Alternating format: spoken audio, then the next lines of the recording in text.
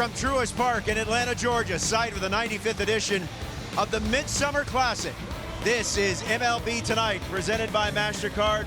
Alongside Dan Plesac, Chris Young, I'm Robert Flores.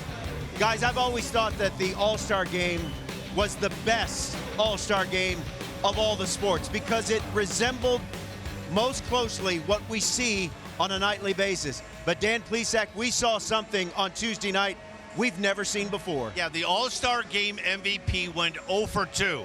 And I'm going to say the All-Star League MVP pitcher was Dino Ebel. He gave up 3 home runs, but he might have been the best pitcher of the game. Think about that. What a night for baseball. From the home run derby yesterday, the fans had no idea they were going to get treated to 2 home run derbies over All-Star a couple days, man. It's a beautiful day, great night. Once again, this is how the format played out. 3 players from each team, 3 swings from each player. They alternated, and again, Travis Chapman, coach for the New York Yankees, he was throwing for the American League, and Dino Ebel was throwing for the National League. And Dan, you said it over the highlight, but put it in perspective how difficult of a job it was for those men. I mean, it's a lot easier when you're a coach. You know what your day plan is, right? You get to the ballpark, you get loose, you play catch, you know what time you're going to throw BP. You're sitting around watching this game, and all of a sudden, all the action relies on your right arm to be able to pump strikes. And I thought both guys were brilliant. Both were around the strike zone, gave all the hitters good pitches to hit. And Kyle Schwarber, maybe some familiarity with Dino Ebel from the World Baseball Classic. Yeah. Took advantage of it. Not an easy thing to do. 3 swings, 3 bombs. See why. We talked with Byron Buxton last week getting ready for the home run derby. He said you got to get used to taking hacks without a batting cage. But to do that under these circumstances, how difficult was that? This is extremely difficult. I want everybody at home to understand. I understand Dino Ebel is just throwing batting practice, and any major league player should be able to hit the ball out of the yard when he wants to. But this format is very different from what the home run derby brings. Home run derby, you get 3 minutes to hit as many homers as possible. You can make mistakes in the beginning. You can roll over a couple balls and have time to find your groove. 3-swing format, you don't have any time to find your groove. You need to have it right out the gate. You can't make mistakes. You got to be perfect. Kyle Schwarber was perfect tonight. And Dan, there was a level of, there was some strategy that we saw from the players that were taking part in the swing-off. They were very careful about which pitches they were taking a swing at. You could see, particularly with the first swing, when you only get 3 swings, you want to make sure you get 3 good pitches to hit.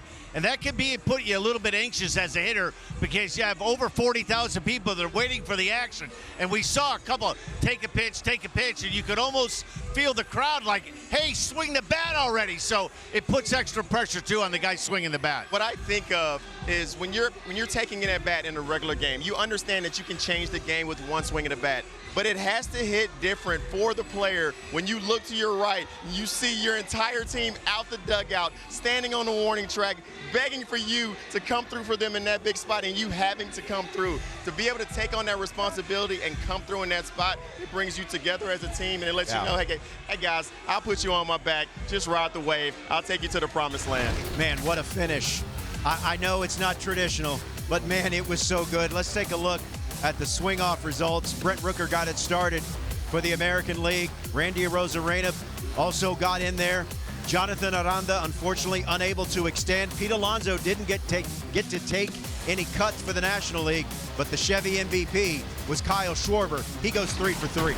Well, as Dan Plesac mentioned earlier at the top of the show, hey, it's going to show Kyle Schwarber 0 for 2 in the box score, but he gets the big swing, the 3 big swings, as he becomes the 2nd Philadelphia Philly to be named All-Star MVP, joining Johnny Callison way back in 1964. Dan, we've seen this guy have big moments on big stages. Where do you think this one ranks? Because it is so different. I think this ranks right up there. You go back to 2016 when the Cubs won the World Series.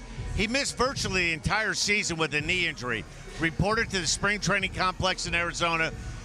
Made himself available saying, okay, the Cubs would not have won the World Series in 2016 without Kyle Schwarber. So he's not a guy that's afraid of the big moment. And CY and I were watching this thinking, that is the right guy at the right spot at that time, wearing a Phillies uniform. It just seemed fitting he was going to come through. And CY, it's not often that Philadelphia Phillies wearing that uniform or cheered in this ballpark. But Dan touched on it. Yeah. He said he was the right guy for this kind of format and moment, and it sounded like Dave Roberts knew that as well. I gotta tell you, Roflo, watching this game solely as a fan, this is the moment that you want to see come to fruition. When you see the energy building up to potentially have a derby come into play, you start to think about what team am I going to put together?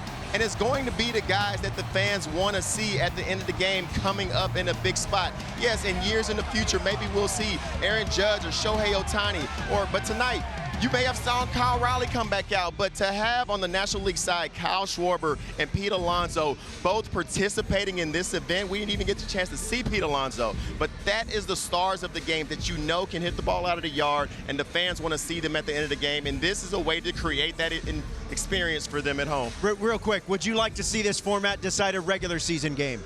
No, I'm not Okay. ready to say I want to see it in a regular season. No, not a regular season game, but I Fair think enough. for the All-Star game, this was all three of us weren't sure how this was going to go. Unbelievable. And I think what sold me is the reaction of the players as it was going on. They were all outside the dugout and they were all in. Yeah, I'm with you. I'm thinking, love it for this game and this format, but what a finish as the National League goes on to beat the American League.